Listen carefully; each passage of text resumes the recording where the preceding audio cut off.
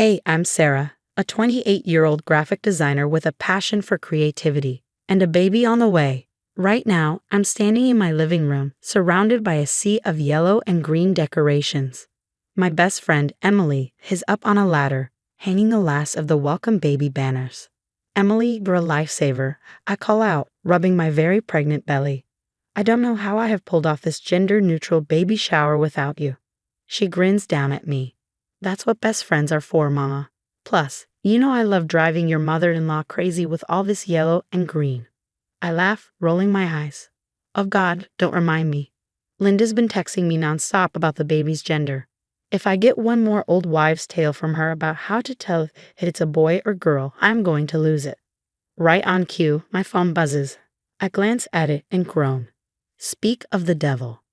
Is it her again? Emily asks, climbing down the ladder. I nod, showing her the screen. Now she wants to know if I'm craving salty or sweet. Apparently, that's a foolproof way to tell. Emily rolls her eyes. That woman needs a new hobby. Tell me about it, I sigh, tossing my phone aside. Mark's trying to run interference, but you know how she is. As if on cue, my husband Mark walks in, looking a little frazzled. Hey babe, the nursery's all set up. My dad's bringing the last piece of furniture later. Thanks, hun. How's your mom doing with all this? I ask. He runs a hand through his hair, looking exhausted. Persistent as ever, but don't worry. I've told her 100 times we're keeping it a surprise. Good luck with that, Emily snorts, just as the doorbell rings. It's my parents, Robert and Carol, their arms loaded with gifts and snacks. Sweetie, the place looks fantastic. Robert beams, setting down the boxes. Your mother's right, you've done an amazing job. As we chat, Mark's phone rings. He glances at the screen and sighs. It's Mom again. I better take this. He steps outside, and through the door, I can hear him trying to calm Linda down. Emily sidles up to me smirking. $10 says she's trying to get him to spill the beans about the baby's gender. I shake my head. No bet. That's a sucker's game. As the day goes on and more friends and family arrive, the house buzzes with excitement. But I can't shake the nagging feeling that Linda's up to something. Every time Mark's phone rings, I tense up. Later that night, as Mark and I are getting ready for bed, I finally bring it up. Hun, is your mom okay? She seems extra intense about the whole gender thing. Mark sighs, pulling me close. You know how she is.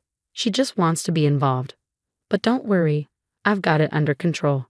I nod, trying to believe him, but as I drift off to sleep, I can't help but wonder what Linda might have up her sleeve for tomorrow. The morning of the baby shower arrives, and I wake up feeling a mix of excitement and nerves. As I'm getting ready, Mark walks in, looking anxious. Hey, you okay? I ask. You look like you've seen a ghost. He rubs his hand through his hair. Just got off the phone with my mom. She's acting weirder than usual. She kept talking about having a big surprise for us. I don't like the sound of that. I try to brush it off, but the unease lingers as the guests begin arriving. This spread looks amazing, my friend Rachel exclaims, eyeing the buffet. Thanks, Emily really outdid herself, I say, feeling proud. But just then, Emily rushes over, looking flustered.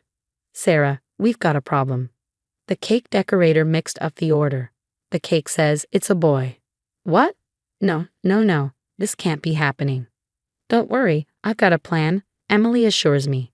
We'll just scrape off the boy part and replace it with baby. Crisis averted. As we're dealing with the cake disaster, the doorbell rings. Mark goes to answer it, and I hear his shocked voice from the hallway. Mom, what is all this?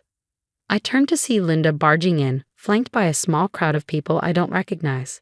She's holding a bouquet of blue balloons, and there's a man in a white coat beside her. Surprise, darling, Linda announces, practically glowing. I've brought the party to you. What's going on, Linda? I ask, my voice shaking slightly.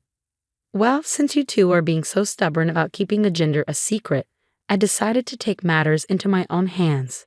Everyone, I'd like you to meet Dr. Thompson, sonogram expert extraordinaire. The man in the white coat gives an awkward wave. Mom, what are you doing? Mark hisses, mortified. I'm revealing the truth, dear, Linda declares proudly. It's a boy, and I have the proof. She pulls out a folder and waves it around for everyone to see. I have the latest sonogram pictures right here, Linda says triumphantly, holding up a folder. Dr. Thompson will examine them and confirm what I already know. I feel my face burning with a mix of anger and embarrassment. Linda, that's enough. This is our baby, our choice. You have no right. Oh, pish posh, Linda interrupts, waving her hand dismissively. I'm the grandmother. I have every right to know. Before I can respond, Emily steps in, trying to smooth things over. Hey everyone, why don't we move on to some fun baby shower games? I've got a great one where we guess the baby's birthday. But Linda isn't having it. She marches straight to Dr. Thompson and thrusts the folder into his hands. Go on, doctor. Tell them what you see. The poor man looks mortified. I'm not sure I should. Of course you should. Linda insists. I paid you good money for this. The room collectively gasps, and I see Mark's face turn pale. You did what? Linda realizes her slip up too late. Oh, fine. Yes, I paid him, she huffs, then adds, and I've been talking to your obstetrician too, Sarah, trying to get the truth out of her. But she wouldn't budge, even when I offered a very generous donation. My stomach churns. You tried to bribe my doctor. Linda, that's illegal. Chaos erupts. Mark is in a heated argument with his mother, voices overlapping. How could you do this, Mom? This is a complete violation of our privacy. I was just trying to help. You two are being ridiculous with all this secrecy. I can't take it anymore. I storm out of the room and lock myself in the nursery. Sitting there, surrounded by the soft yellows and greens we chose for our baby, I can still hear the argument outside. This was supposed to be a happy day, but now it's a complete nightmare. It's been 3 days since the baby shower disaster, and I'm still reeling. Sitting at the kitchen table, staring at my phone, I feel numb. Mark walks in and sits beside me. How are you holding up, babe? Honestly, I feel like crap, I say, shaking my head. Your mom violated our privacy, tried to bribe my doctor, and ruined what was supposed to be a special day. Mark sighs, running his hands through his hair. I know, I'm so sorry. I've been trying to talk to her, but she's just not listening. Before I can respond, my phone buzzes. It's Emily. I pick it up. Hey, Em, what's up? Sarah, you're not going to believe this. Remember Dr. Thompson from the shower? I did some dating. He's not a doctor at all. He's an actor Linda hired. I nearly dropped my phone. Are you serious? How did you find out? I recognized him from a local theater production. I called the theater and they confirmed it. His real name is Steve Daniels. I relay the information to Mark, and I can see his face turn red with anger. That's it, he says, standing up. I'm calling my mom right now. He puts the phone on speaker, and when Linda answers, she sounds cheery. Hello, dear. Have you finally come to your senses about the gender reveal? Mark's voice is ice cold. Cut the crap, Mom. We know about the fake doctor. How could you do this? There's a pause before Linda responds, her voice defiant. I did what I had to do. You two were being absurd with all this secrecy. I can't hold back anymore. Linda, he had no right. You violated our privacy and possibly broke the law. Oh, please, she scoffs. I'm the grandmother. I have every right to know about my grandchild. Mark's jaw tightens. No, Mom, you don't. And until you can understand that and apologize, we're going to need some space. He hangs up, leaving a heavy silence in the kitchen. I feel emotionally drained. I need to file a complaint with the hospital, I say. If she tried to bribe my doctor, who knows what information she might have gotten. Mark nods. I'll go with you. We need to get to the bottom of this. The next day, we sit in the office of the hospital administrator. The woman across from us looks grave. Mr. and Mrs. Johnson, I want to assure you that we take patient privacy very seriously. We will conduct a full investigation into this matter. As we leave, Mark's phone rings. It's his dad, George. Son, we need to talk. Can you and Sarah come over? When we arrive at Mark's childhood home, George looks tired and upset. I'm so sorry, both of you, he says, leading us to his study. There's something I need to show you. He pulls out a box filled with papers. Your mother? This isn't the first time she's done something like this. I've been keeping track over the years. She's always had trouble respecting boundaries, especially when it comes to family. Mark looks stunned. Dad, why didn't you ever say anything? George sighs heavily. I thought I could manage her behavior, but after what happened at the shower, I realize I've been enabling her. It's time for this to stop. He hands us the box. Inside are letters, emails, and even legal documents detailing Linda's past manipulations. There was an incident with your cousin Jenny's wedding, George explains. Linda tried to change the venue without telling anyone because she didn't like the original choice. And when your brother Tom was applying to colleges, Linda submitted applications in Tom's name to schools he didn't even want to attend. I feel a mix of vindication and sadness wash over me. George, thank you for showing us this. It helps to know we're not alone in dealing with her behavior. Mark puts his arm around me, his voice steady with resolve. We're going to get through this, Sarah, together. And we're going to make sure our baby is protected from this kind of manipulation. After reviewing the evidence George provided, Mark and I sit in our living room, discussing our next move. I can't believe it's come to this, but I know what needs to be done. I think we need to take legal action. Mark nods, determination etched on his face. You're right, we need to protect our family. I'll call a lawyer first thing tomorrow. The following day, we're sitting in Attorney Johnson's office. After listening to our story, she leans forward, her tone serious. Based on what you've told me, we have grounds for a restraining order, and possibly charges for invasion of privacy and harassment. What about the hospital? I ask. Shouldn't they be held accountable too? We'll start with the restraining order against Linda. Johnson advises. We'll address the hospital situation separately.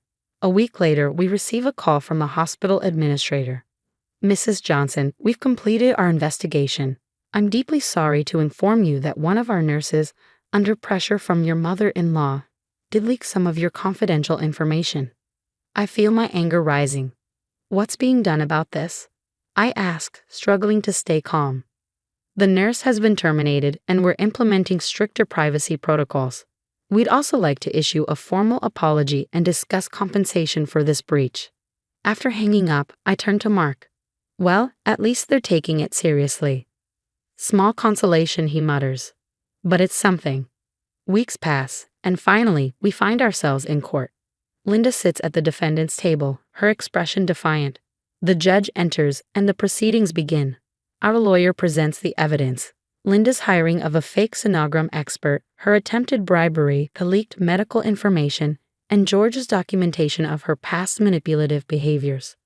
Linda's lawyer tries to paint her actions as those of a concerned grandmother who went too far, but the judge isn't swayed. Mrs. Linda Johnson, this court finds you guilty of harassment and invasion of privacy, the judge declares. You are hereby fined $10,000 and ordered to attend mandatory therapy sessions to address your controlling behavior. I squeeze Mark's hand as the judge continues. Furthermore, a restraining order is granted. You are to have no contact with Sarah and Mark Johnson unless they initiate it. As we leave the courthouse, Mark turns to me, his eyes filled with remorse. Sarah, I'm so sorry. I should have stood up to her years ago. From now on, our family comes first. Always. I take his hand, feeling the strength of our bond. We're in this together, Mark. We'll get through it. Months pass, and the big day finally arrives. I'm in the delivery room, Mark by my side, when our beautiful baby boy enters the world. As I hold him for the first time, all the struggles and heartache fade away. He's perfect, Sarah, Mark whispers, awe in his voice. Absolutely perfect. George beams as he cradles his grandson. He's got your eyes, Sarah, he says proudly. And Mark's nose. Emily adds with a laugh, he's a perfect blend of you both. As our friends and family celebrate with us, I look at Mark and our son, feeling a deep sense of peace and strength. We've been through so much, but we've come out stronger, ready to protect our little family from any toxic influences. Now, I have a question for you. If you were in my shoes, would you ever consider forgiving Linda and allowing her back into your child's life? Or do you think some actions are truly unforgivable when it comes to protecting your family?